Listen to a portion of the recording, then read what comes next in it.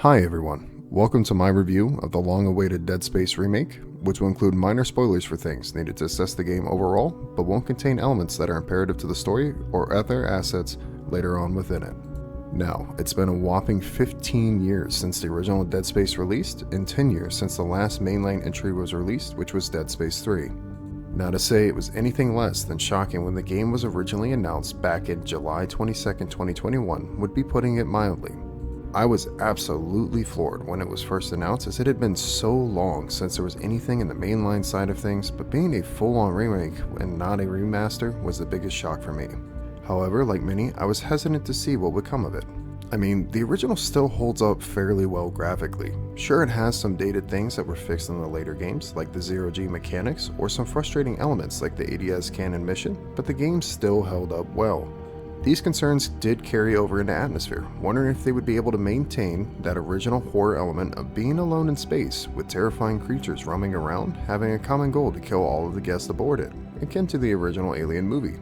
Now, while keeping these items on my mind, I still kept it open to see how the game would come together to bring back a classic survival horror game with one of my favorite franchises, which this time around was developed by Motive Studios, a developer I wasn't too familiar with, which caused some concern, especially when handling a potential comeback for the franchise. However, while not overtly familiar with them, I still kept an open mind, as it's imperative to not judge the final product once it released and compare it later once it's completed, and all factors come together.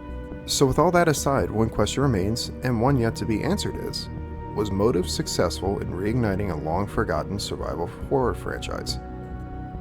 The short answer is yes, they were. Motive Studios did what some would consider to be impossible in a market of remakes and remasters, remaking the game and keeping the core elements of the original while also updating and changing mechanics that were criticized and loathed, but doing so rather successfully. Motive also did another impossible feat, at least by today's standards, by regularly posting updates and taking fan feedback into heavy consideration, which also making the game welcoming to new and also old fans of the franchise. This remake is in every essence a project made with love and attention to detail, while also bringing forth changes that are welcoming and leagues above the original counterpart, while also maintaining all the elements that made it so great to begin with. Now, the tale of Dead Space follows a crew on a repair mission to the USG Ishimura. This crew contains Isaac Clarke, who's our main protagonist, an engineer coming along to repair the ship, and he's also the boyfriend of Nicole Brennan, who is also aboard of the ship prior to his arrival. During the opening, Isaac is watching a video call from Nicole, which will have some relevance later. He is also accompanied by Kendra Daniels, who's a computer specialist, Zach Hammond, who's CSO Chief Security Officer, and co-pilots Haley Johnson and Aiden Chen. After a rough arrival to the vast planet Cracker, which is nicely nestled above Aegis 7, a planet being mined for its valuable resources due to the diminishing resources necessary for human survival elsewhere in the galaxy. Once docked, the crew departs, and once inside, they discover something horrible has happened aboard, and as the game progresses and the mystery begins to unravel, some will slowly uncover the horrifying events that took place before their arrival, eventually leading to a final showdown on Aegis 7. Now, with the synopsis out of the way, how did Motive not only deliver on the story, but also improve upon it? Well, to put it bluntly, they did it quite elegantly. They maintained not only some of the core story beats, but added various audio, text, and video logs that would continue to add to the story so that the player can unravel the mystery and begin putting all of the puzzle pieces together to figure out exactly what the hell happened above the USG Ishimura. Now, these story elements were changed to make it not only flow better, but smoother and offer more information to the player. This also included the addition of side quests, which not only gave the backstory to certain aspects of the story and boss encounters you have throughout the game, but will give an insight not found in the original, and it's highly recommended to do them to get the full view on the story. Now, you will have to complete them if you do plan to go for all achievements, as well as also go for the hidden upgrade to the stasis module, so it is something to keep on your mind. Now, this also includes the addition of cutscenes which weren't originally in the 2008 release, however, they are done very well. It's also worth noting that transitions from cutscene to gameplay is also very smooth and doesn't take away from the experience, which also adds bonus points towards the story.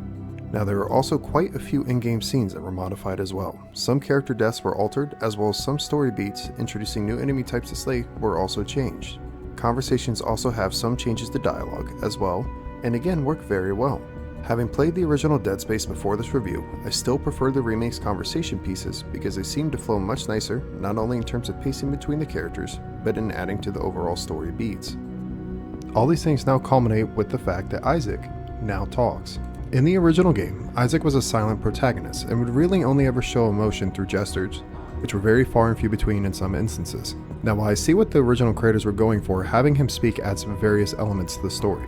Isaac will now interact with not only his crew, but also several survivors instead of awkwardly standing there doing nothing. They also have done a fantastic job of showing the diminishing mental health of the characters as the story progresses, which is due in part to the marker's influence. The original had some elements of this occurring, but didn't really show the full extent of damage occurring as it progressed, especially for Isaac's case where it only really presented itself towards the end leading to ages 7. This is another thing that is very much appreciated in this remake, as it will continue to flesh out the story. One of the biggest changes to the story, and actually one of the missions, is with the ADS cannon section. This is more in reference with the actual turret section of the mission and not the process to actually activating them. Now, this portion of the mission was completely redone and for the better in the remake. The original mission in the 2008 release was the bane for many players due to its clunky mobility and pain in the ass achievement associated along with it. Thankfully, gone are the days of endlessly raging, and welcome in a beautiful rendition of the mechanics. Now, instead of piling just one of these cannons, Isaac has to embrace an onslaught of asteroids raining down to connect to the cannons and aim and destroy the asteroids as they fall. A total of 3 cannons and 5 asteroids per cannon to complete the mission, and it also halves the time taken to complete, as well as the frustration originally given in the 2008 release. Once the third cannon is 100%, the danger of the asteroids is mostly non-existent. Now, this was my biggest worry when it came to gameplay, and I'm happy to see that they fixed it. Now, speaking of gameplay, how does the game and its mechanics perform?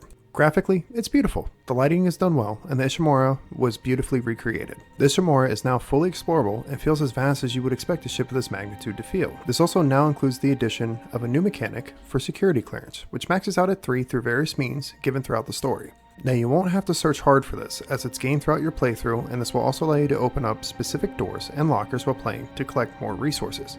Now, these are specific to each playthrough, but with a lack of tediousness to gain them, it's not really an issue. Now, another new mechanic included within the remake is the ability to craft a master security override by collecting various crew rigs and then eventually crafting it. Now, this will allow you to open several specific rooms and crates that contain weapon upgrades, power nodes, and a semiconductor. Now, this does carry over to New Game Plus, so you only have to do it once per normal new game, and if you decide you don't want to backtrack in that playthrough to get the upgrades for the weapons you may not be using, well, you can simply just do that in New Game Plus.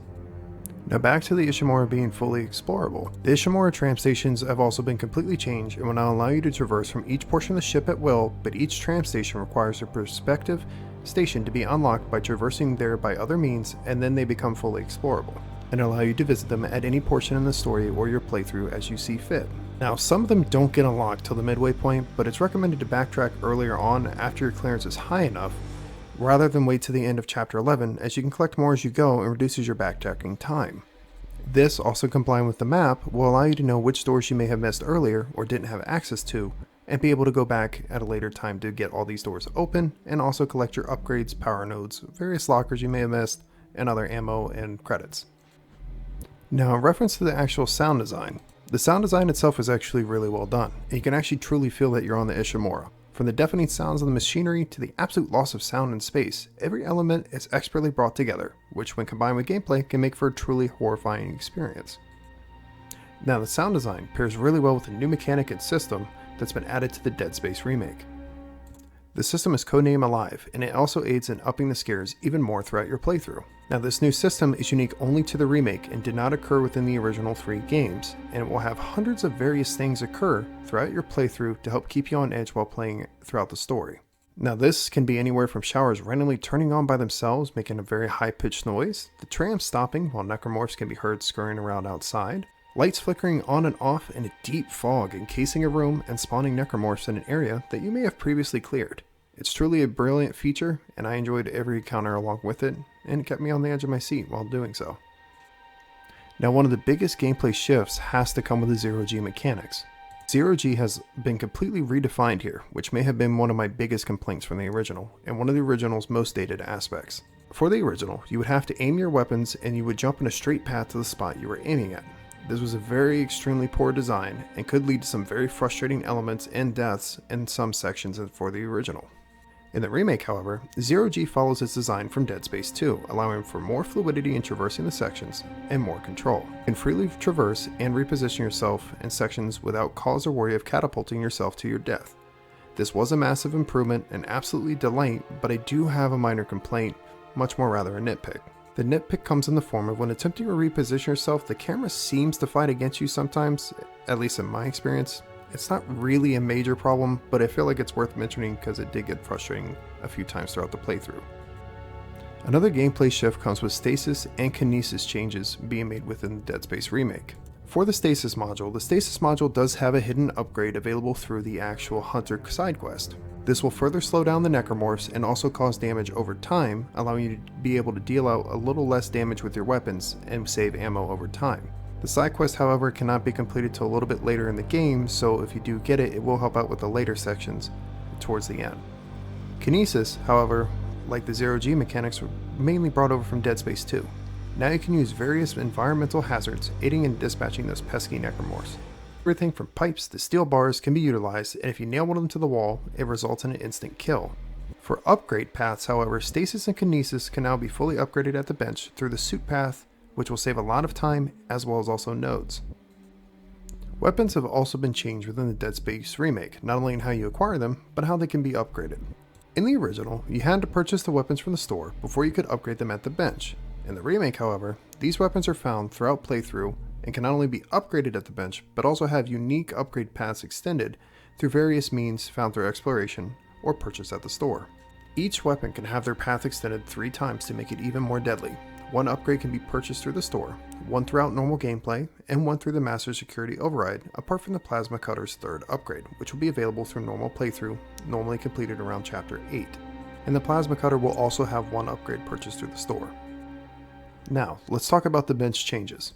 As mentioned prior, kinesis and stasis are now available through the suit path. Each section of the suit path is unlocked through purchase of each suit upgrade, up to level 6. However, the level 6 suit is unlocked in New Game Plus, and will only be available after your first initial playthrough. Fortunately, you will have to wait till New Game for a max suit, but trust me, it is worth the wait.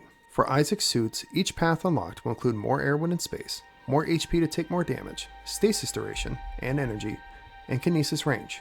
Each one becomes more pivotal as you progress throughout the game, so make sure to gather the schematics and upgrade accordingly throughout your playthrough as you aren't left behind. Lastly, they have removed blank spots in the upgrade paths, which makes every decision when upgrading much more smoother and less worrisome that you will lose a node to emptiness. Now, each suit will also come with an individual bonus per level of suit. This will include not only more air and space, but also the armor protection that Isaac is given to help reduce the damage taken by hits from necromorphs. However, the biggest one is more loadout slots to carry more ammunition and items. This will become more necessary throughout your playthrough and inventory management because of ammo, stasis, packs, health items, and weapons themselves all take up a slot. Early on you will be limited, but the amount you need to carry is also smaller. But these loadout slots will very quickly become more necessary upon entering Chapter 2 with the new weapon and ammo for said weapon becoming available. Now, each suit will also visually change the way Isaac looks, with the final suit becoming militaristic and receiving a beautiful new look compared to the original, and it's one of my favorite suits in the game. Now, a highly requested change from launch recently took place and came out at a time of this recording. This now allows you to choose any of the previous suits owned when selected. Level 1, 2, 3, 4, and 5 can now be worn at any time after purchase of the suit through the store. This feature wasn't out at launch, but with its addition, it allows you to wear a suit you may have liked but had to lose due to the progression within the game. These suits will, however, maintain your current upgrade, so there is no cause for concern. Owners of the Deluxe Edition are also privy to a few extra suits that change Isaac's appearance but don't change any stats, at least from what I could find. All the suits included within the Deluxe Edition look awesome, and for a little extra to own them, I'd argue it's worth the investment. But if you don't think you would use them often, or if you prefer using a suit you unlocked in the game, then I'd say don't go out of your way for them. Now, on back to the weapons, with one of the biggest gameplay changes coming to the alternate fire mode for each weapon. Several weapons have been changed, and in most cases for the better, although the novelty of some of the original weapons are no longer present. For example, the fuck everything in the surrounding area fire mode from the pulse rifle. The pulse rifle now utilizes a grenade launcher, the line gun uses mines for closing off choke points, the flamethrower will now utilize a wall of fire over fireballs, the force gun creates a gravity well to pull enemies in to its given shot fired and immobilizes them for several seconds to do damage. Overall, most of them were changed for the better, some were changed just in certain aspects. They weren't too terribly bad, but again, I do miss the novelty of some of the prior weapons.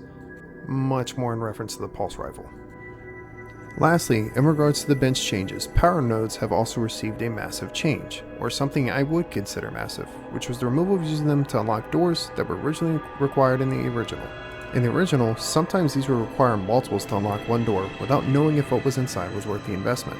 Now, you can delegate those power nodes to those sections within the bench and save your nodes for much needed upgrades within the bench, which also, with the disappearance of the gaps between each upgrade slot, makes them a lot more valuable and make sure you can get your weapons up to date as soon as possible, and as well as your suit.